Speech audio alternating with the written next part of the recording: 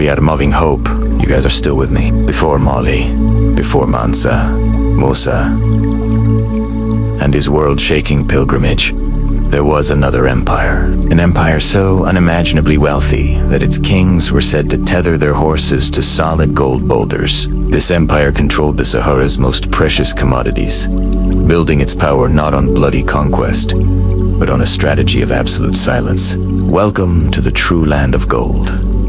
This is the story of the Ghana Empire. First, let's clear up a common misconception. The ancient Ghana Empire has no direct geographical link to the modern country of Ghana. This empire, also known to its people as Ouagadougou, flourished from around 300 AD to about 1200 AD, right here in the Sahel region of West Africa, covering parts of modern-day Mauritania and Mali.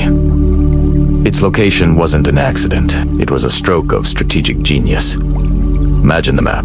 To the south, hidden within the dense forests, were the secret, almost mythical gold mines. To the north, across the vast and arid Sahara, Werite, life-giving salt mines. In Ghana, it sat perfectly in the middle, controlling the flow between them. They weren't just participants in the trans-Saharan trade. They were its masters, the ultimate middlemen, and their greatest weapon. The key to their centuries of dominance was secrecy. They didn't necessarily mine the gold themselves. The Sanink people, who founded the empire, were brilliant administrators and traders. They understood that controlling the resource was far more powerful than just owning the source. They established a system where all gold passing north and all salt passing south had to go through them. The heart of this empire was its legendary capital, Kambi Saleh.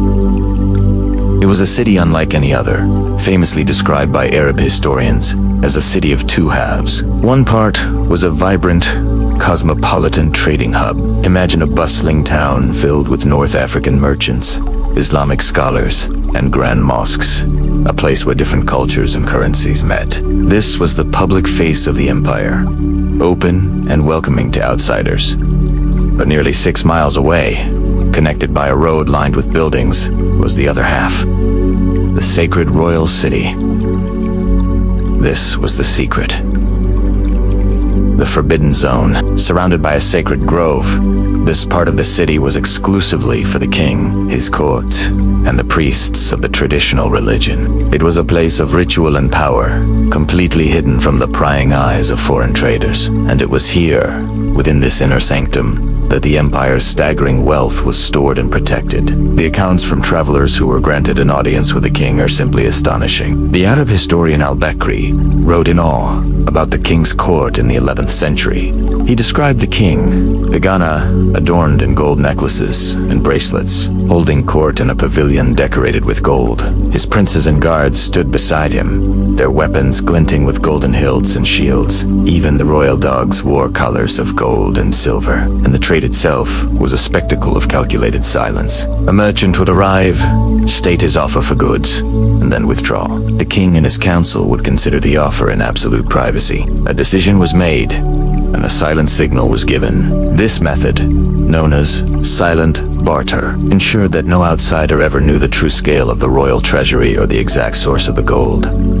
It was power, maintained through mystery and control. This system wasn't just for show, it generated mind-boggling wealth. The Ghana Empire implemented a sophisticated tax system. They taxed every single ounce of gold and every slab of salt that crossed their borders, both coming in and going out. But they were also savvy economists. They understood the laws of supply and demand long before modern economics. To keep the value of gold incredibly high, the king declared that all large gold nuggets belonged to him. Only gold dust was allowed to circulate in the public markets. This masterful move prevented inflation and ensured the royal treasury remained unmatched. Justice in the empire was also highly respected.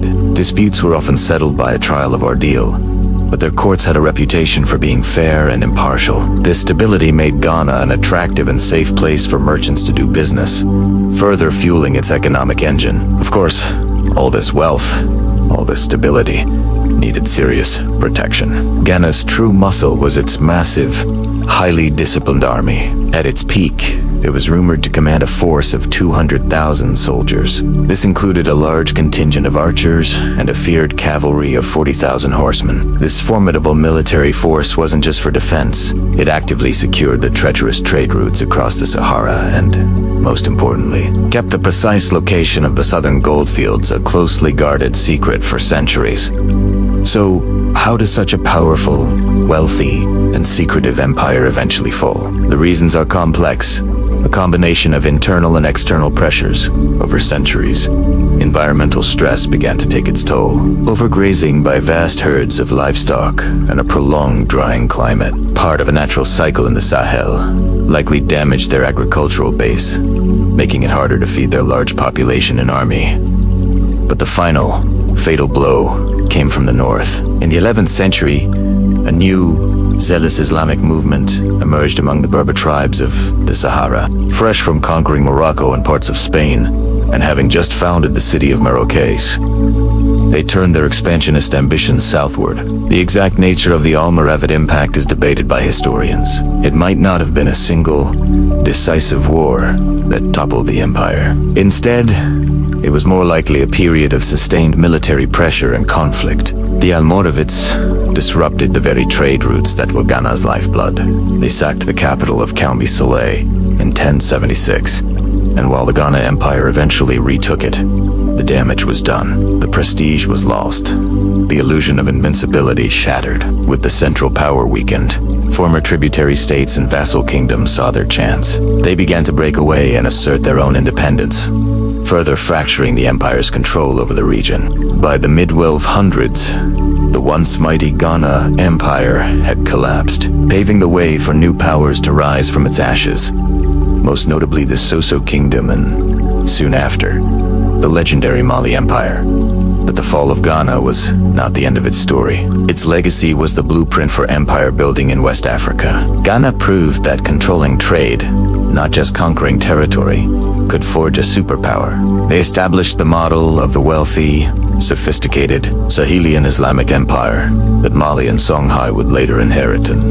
Perfect. They turned silence into a strategic political asset and branded West African gold into a legend that echoed across the known world. The Ghana Empire showed the world that Africa's wealth, ingenuity, and power were a force to be reckoned with. Long before the history books written by outsiders even knew its name, what's the most fascinating empire you've learned about? Let us know down in the comments. We might need to explore it in our future broadcasts. If you enjoyed this journey into the past, hit that like button, subscribe, and ring the bell so you don't miss our next exploration of history's lost chapters. Thanks for watching. Our next segment is going to cover the Hausa Bakwa. See you there.